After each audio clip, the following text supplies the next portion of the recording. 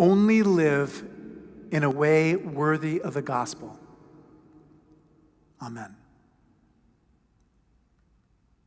Last month, I was on sabbatical. It was such a privilege to spend every moment of every day just drawing more closely into the divine mystery. I studied Hebrew language. I finished reading Karl Barth's Church Dogmatics, which I've been studying for 3 years. And in August, virtually every day, I went surfing and saw whales and dolphins and baby sea lion pups and seals. And for the first time in my life, I started really making food, starting with brown bread and bran muffins, and finally working my way up to kombucha, a kind of brewed sweet tea. Then on Monday morning, we had a terrible accident. I misjudged the amount of sugar in the watermelon juice that I was using to flavor the tea, and one of those sturdy, thick glass bottles exploded, showering our entire kitchen with shards of glass and watermelon juice. We're still discovering more glass as I speak right now. Now, for that batch, the rest of the bottles in that batch, I have to open them very slowly in the sink and almost leave them in there in the sink to fizz for about 20 minutes before they're ready to serve to other people. Similarly, the pressure in us these days as a society is feeling unbearable, like we're about to explode. First, all the problems with the COVID pandemic, our fears about our own health and worries about others. Then the economic disaster that continues to unfold before us. Our scales have fallen from before our eyes, and we see the problems that Americans have with race in a new way.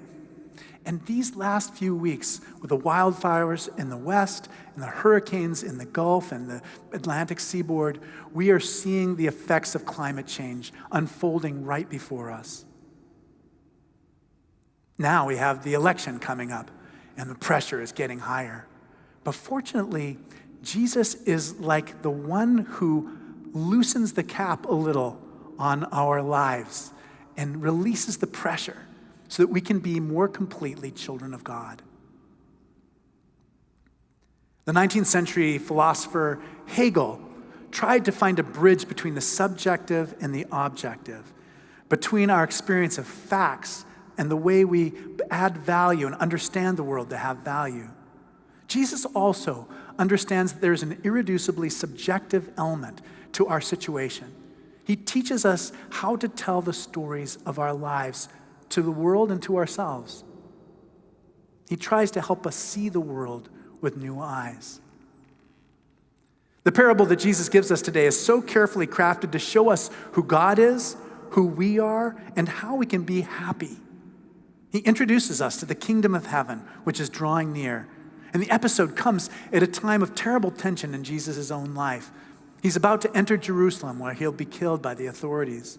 And this is his last parable, his last story of what the kingdom of heaven is like. The word that he uses for a householder is despotes.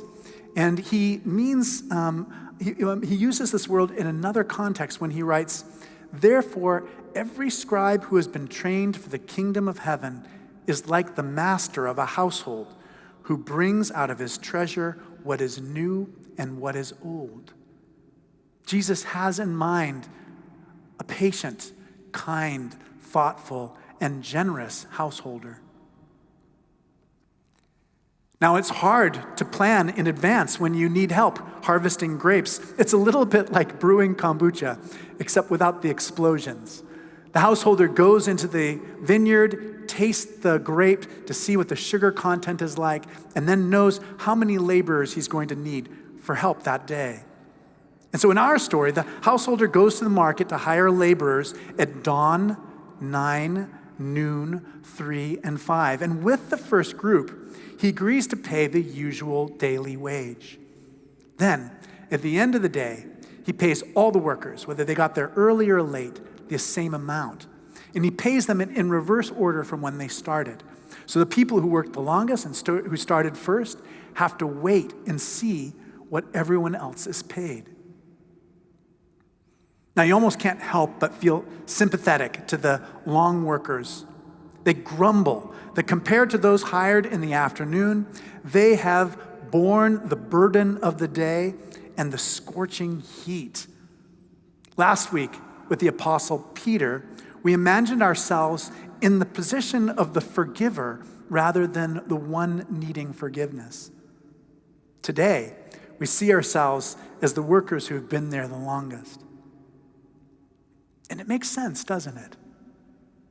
It is human nature to worship, to direct our lives according to a picture of what is valuable. The reformer John Calvin said that the human mind is a factory for making idols. We cannot help ourselves.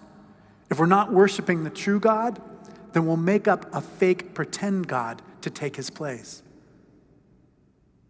One of the most powerful gods in our time and place is the God of meritocracy. We believe that what you get should be based entirely on how hard you work and how skilled you are. That view of life has tremendous power over how we understand the people around us and on our own happiness. National leaders like Ronald Reagan, Margaret Thatcher, Bill Clinton, Tony Blair, even Barack Obama espoused this in almost all the ways they talk. In 140 speeches, Barack Obama makes the statement, "You can make it if you try." And behind that is this idea of success being merited.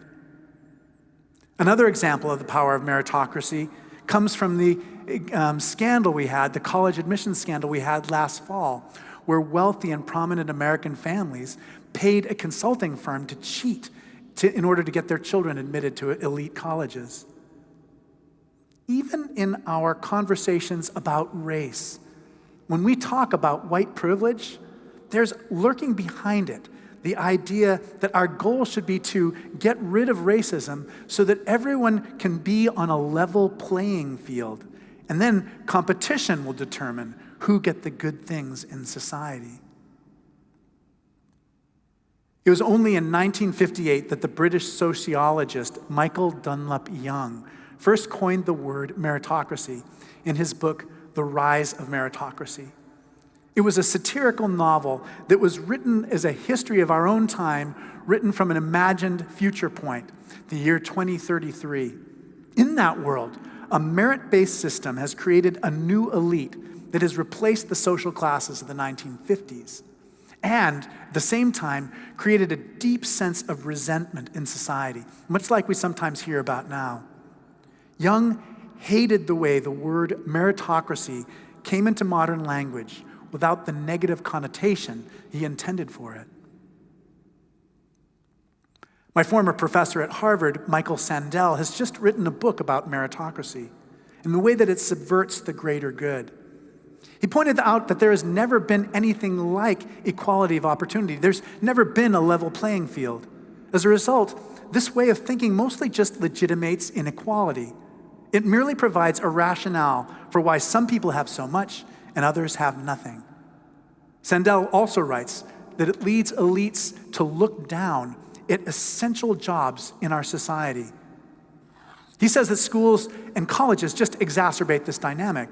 At Ivy League and other prestigious colleges, there are more students from families in the top 1% than in the bottom 50%. He suggests that after students in the admissions process have been screened so they meet minimum criteria, that after that, Harvard College should just admit students at random. Most of all, though, he feels that meritocracy damages us spiritually. He writes, "A powerful meritocracy banishes all sense of gift or grace. It diminishes our capacity to see ourselves as sharing a common fate. It leaves little room for the solidarity that can arise when we reflect on the contingency of our talents and fortunes." He writes that the inequality of esteem may be even more destructive than inequality of wealth. Now, this all brings us back to Jesus' ingenious story about the realm of God.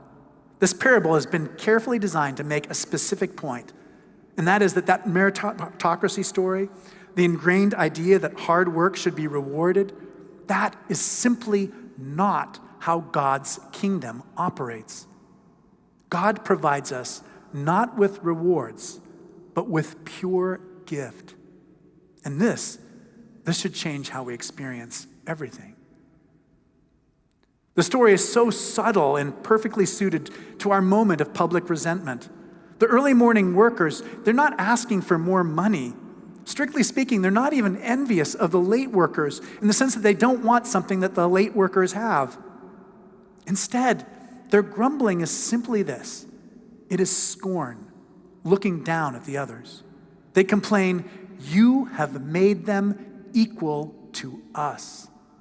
They want the late workers to have less than they themselves have.